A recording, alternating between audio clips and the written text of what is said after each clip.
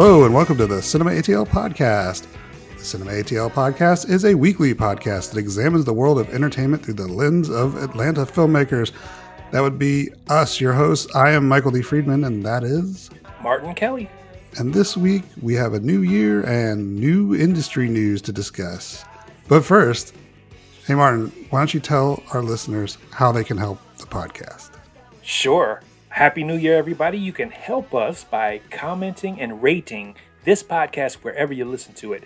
And when you go there to those formats, I want you to subscribe as well. And what are those formats? Well, they're expanding, ever expanding. So we're not going to mention them all every time from now on. But let's go through Apple Podcasts, Amazon Podcasts, Spotify, iHeartRadio, SoundCloud, Stitcher, and now on Google Podcasts as well as YouTube. So anywhere you want to listen to us, you can find us.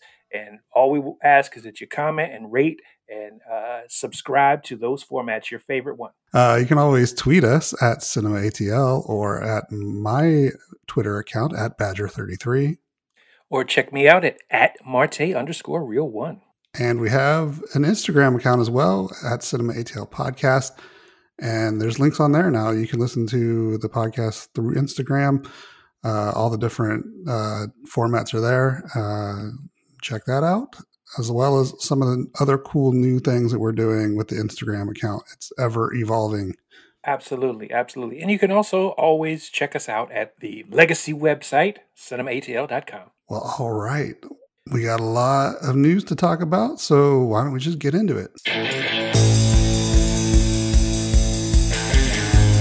Definitely. So it's a return of industry news for 2021. We did one last year.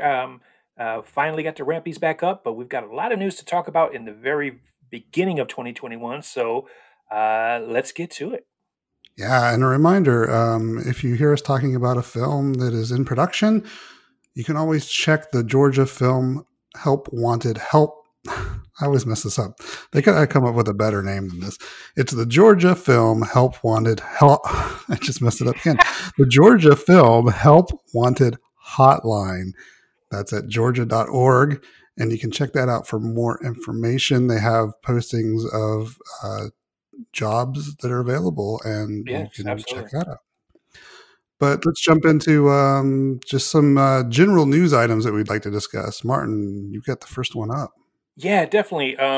This is kind of a great time of year every year to look forward to is the Sundance Film Festival, which is going forward from January 28th to February 3rd. This year, though, obviously under the circumstances, they've opted to do a semi-virtual option in lieu of the traditional exhibitions in Park City. And the film lineup is set to screen in the Utah ski town, as well as on screens and drive-ins in 24 different states and territories across the country. And guess what? Atlanta is one of the satellite places. So they're going to be playing indoor and outdoor at the Plaza Theater, some of the films.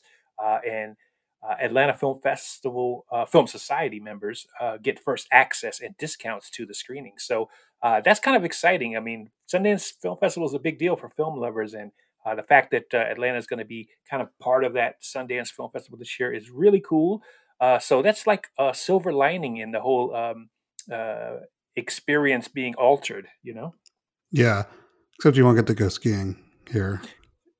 You know, I never Unless did. we get a freak snowstorm. So I know, but as many times as we have gone, I never actually took advantage of the ski slopes, which were beautiful. We did go tubing, though. Yes, but I actually did ski in Europe when I was very young, and I really should have tried to do it while I went to Park City before, but I never did. So this won't be any different than my other Sundance Film Festival experience. It'll probably be warmer, though. Definitely. Hopefully. In other news, one of the things we wanted to just discuss, you might have heard this, it came out towards the end of last year, but WB has announced that they will be releasing all of their slate for 2021 on HBO Max and in theaters. So you'll be able to watch, first run films, big budget movies on HBO Max for 30 days while they're still in theaters. And that launched on Christmas with Wonder Woman 1984, and it will continue for the entire slate. So we wanted to kind of just bring this up and talk about what does this mean for the industry?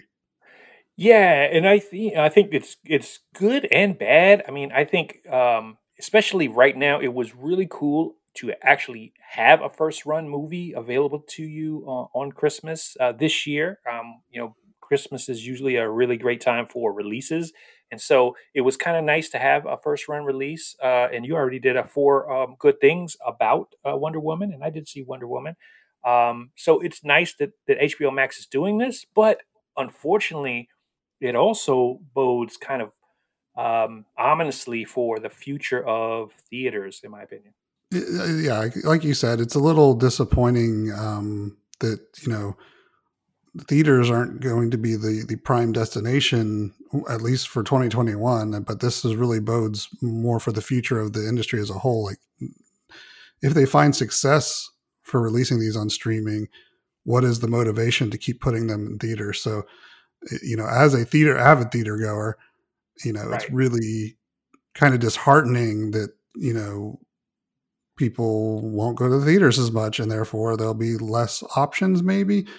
Um, but there's also the other side where you say, right now or pre-COVID, a lot of the movie theaters were dominated by these big budget blockbusters that dominated every screen, and there wasn't a lot of variety in what you could see at the theaters. And maybe Sure. this opens up the avenue for more indie theater chains, or Yeah. solo theaters to have kind of a renaissance for the people that really enjoy the theater going experience.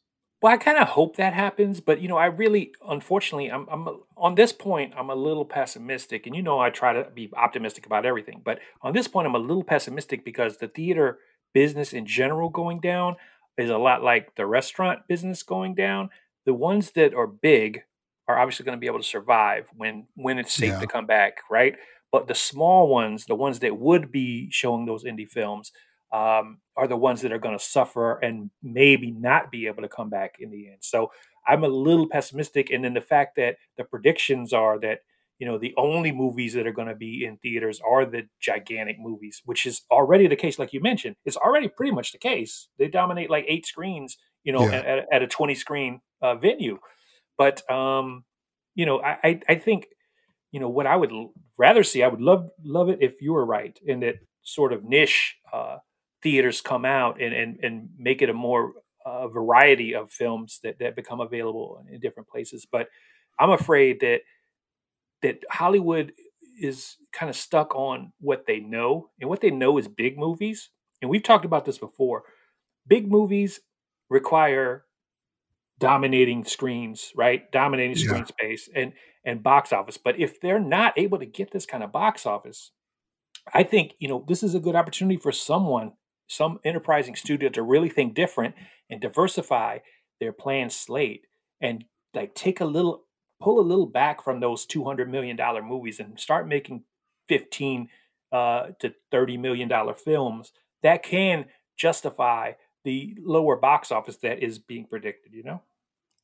yeah. I mean, and WB should know this because they released Joker, and that was a mid-budget movie that did really well at the box Right. office. So Absolutely. they have shown that you can make a good deal of money and not have to spend a whole lot of money to do it. But yeah, I mean, I was thinking about this kind of as similar to vinyl and the music industry, how Mhm. it's kind of having a resurgence now.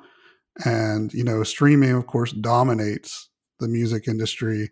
People don't own music anymore unless they are very big music fans. And a lot of them have moved to vinyl, and it's really had a kind of resurgence. And that's kind of what I'm hoping to see out of this is we get more art house cinemas that really cater to the cinephile. Well, I think, I really hope you're right. That would be very refreshing, honestly. And then, that would dictate that there would be a market for these smaller films to get more of an audience in that space. And again, like you, I'm an advocate of us at some point returning to the theaters and enjoying that big screen experience. And I really hope it happens. I'm just really scared that it won't. You know what I mean? That's the problem I have. And kind of related to that, here's why, because people are getting more used to just streaming everything. Yeah. Like you mentioned, it started with music, right?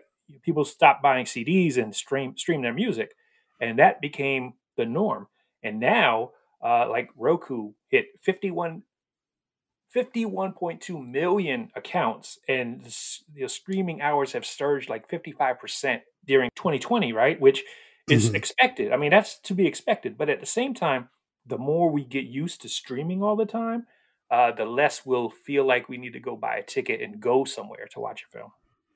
Well, I mean, yeah, I mean, I would I have liked to have seen Wonder Woman 1984 in the theater as opposed to on HBO Max? Yes, but it was also really nice to have it just on my TV for free because as an AT&T customer, I get it for free. Right, Um, right, and so, what am I going to do when when I have the option? I'm not less likely to run out to the box office to see a film that might be good. You right, know, right. there are certain films that you need to see on the big screen. I feel like, but seeing Wonder Woman 1984 on HBO Max was fine enough for me because it was an average movie at best. So, No, yeah. So mini review. Yeah, I agree. It was certainly not as good as the original Wonder Woman, in my opinion, yes. and And I want to which was just mention that you mentioned that I did a four good things review of this. You can see that at the Instagram account if you want to check it out. For those of you that don't know what Four Good Things is, it's a little mini review series that I do on YouTube and now Instagram, where I name four good things about a movie, whether it was a good movie or a bad movie, and I give a little quick review at the end. And it's non spoilers, and it's only about 3 minutes worth of your time, so really quick and fun. So I hope you check that out. yeah, definitely, definitely. It definitely was fun, but like I said, I'm happy about it because there are quite a few Warner Brothers films that I'm looking forward to, and with the theater situation being Mhm. as is, I'm glad they're going to be available to me on HBO Max. I wonder if Disney Plus is ever going to go this route. They've done it in some cases, like Soul, for instance. Yeah, they did it with Mulan too, But although you but had to pay it, $30 right, extra for that. But right, yeah, and I think that's not quite it. You mean HBO Max? If you have it, you have it. yeah, And you're going to get to see all these, for free. Yeah, relatively speaking. I mean, you already pay for HBO in some form or fashion. Mhm. But yeah, so I mean, the big indicator I think will be if Disney Plus goes this route, uh, and starts making their bigger movies available. Yeah, so far they've been resistant to it actually. So Soul Right. was kind of an exception, but it was kind of one of those movies that wasn't the top tier Pixar film. So Hmm. I don't know. I don't expect to see Marvel films ending up on Disney Plus, especially when they have such. We talked about this in our Star Wars special about all the different Sure. things that are coming out on Disney Plus TV show Right. wise. So Right. they're already producing mini movies and in series format. Yeah. So I agree. And it's too bad. It's too bad people didn't get to see Soul on the big screen because it's a wonderful little film. Actually, it was really good. I was impressed with it. So, I haven't seen it yet, but there might be a four good things coming up in the future about it. We'll all see. right, I gotta get my own little sideshow. I think. Your side hustle, Yeah, your exactly. cinema ATL side hustle. That's what I need. That's what I need. Just to help out You could the. participate in four good things too. We'll talk Uh, about that. okay, yeah, we'll take that off. We'll take that offline. You've been in business too much when you say we'll take that offline. Um, and then finally, just in the general news items, I did want to mention that in October, so this is fairly old news, but we haven't done a whole lot of industry news recently. But Pinewood Atlanta has actually rebranded as Trilith Studios. So if you hear Trilith Studios, that's Pinewood. Basically, the studio was sold back in 2019 to local investors, so they kind of separated from Pinewood UK, the parent company, and now they're completely separated from them. So they decided to rebrand as Trilith. So that's interesting news. Definitely. and it's they're still like churning out stuff, and it's growing every day. So that's Yeah, really the cool. name change isn't slowing them down. They're No, still putting a lot of production in there. it's not. All right. So in our regular industry news episodes, we normally feature recent or upcoming Georgia releases, and we talk about stuff that's in production now. The slate's a little bare right now. There's a couple things going on, but I want to talk about some of the recent stuff that's out. Cobra Kai premiered on January 1st. Speaking of four good things, I did one on that too. This is Yep. just becoming one big plug for my side hustle, I guess. But yeah, It's all Cobra Kai. Cinema ATL. It's all Yeah, Cinema ATL. it's all under the Cinema ATL brand. Cobra Kai premiered on the first. I binged it in a day. It's really good, if you ask me. But it's really cool that it's an Atlanta-based show, and it's just it's really popular. Definitely. No, I did. I haven't got to it yet. I've been like busy doing other Too busy things. watching Soul, apparently. Yeah, well, Soul and Wonder Woman, and and then some other things. But definitely plan to catch up on it because I do like Cobra Kai quite a bit.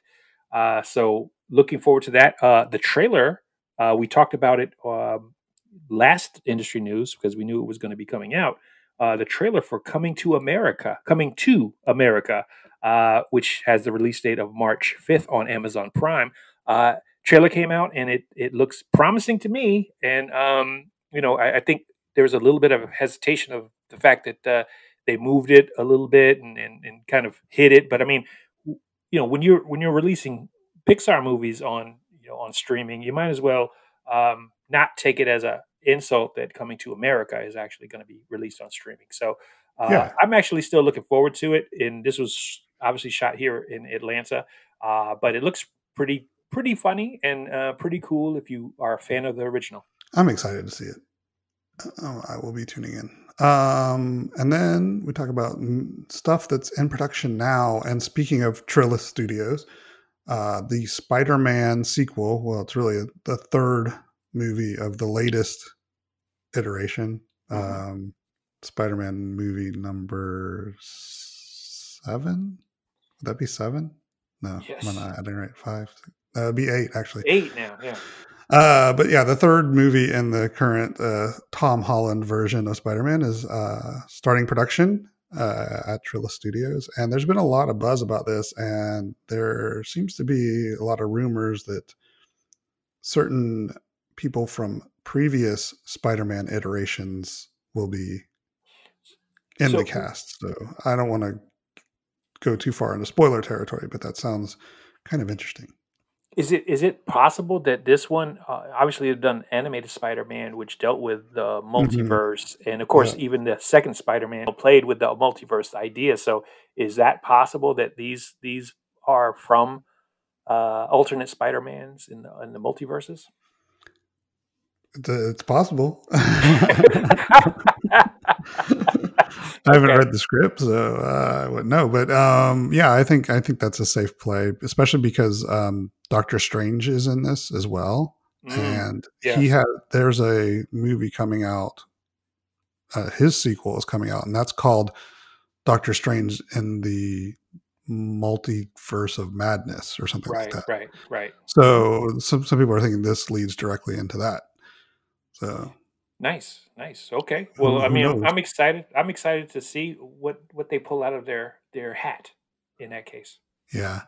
But speaking of Marvel and other Disney Plus shows, they're also shooting 2 new Marvel series at Trilla Studios as well, and that is Hawkeye, based off the character that you all know and love from the Avengers, and Miss Marvel, which is a fairly new character to the Marvel comic book universe, but it's very popular, and she is the first Muslim character to lead a comic book for Marvel. So that's really cool to see the diversity expand for the Marvel universe. Definitely, definitely. And in terms of Ms. Marvel, I'm not the comic book person. I just watch comic book movies. Has has is Miss Marvel any any relation to Captain Marvel There is a relation. Actually, in the comic book, Captain Marvel's original name was Ms. Marvel. Okay. And this character takes inspiration from Captain Marvel. And Ah, okay. her Okay. costume design is even kind of based off of the original Ms. Marvel costume. So, but it's a really, the comic book is really interesting, and it's really quite creative and really humorous. And I think Disney Plus show would be really cool. Well, speaking of this, I know we're in the production piece, but I think we did forget to mention, even though we mentioned it as in production and coming at some point soon, but the uh, Marvel series is about to be released. Yeah, WandaVision. WandaVision. So Yes, that's January 15th, I believe, is the release date for that on Disney Plus. pretty exciting. Pretty exciting. Yeah, that looks really good. And talking Definitely. about multiverse things again, that might even be connected to the Spider-Man and Doctor Strange Yeah, universe.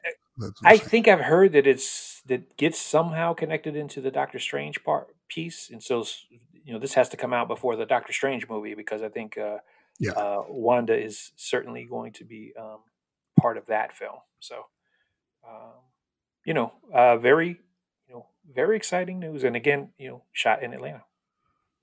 yeah.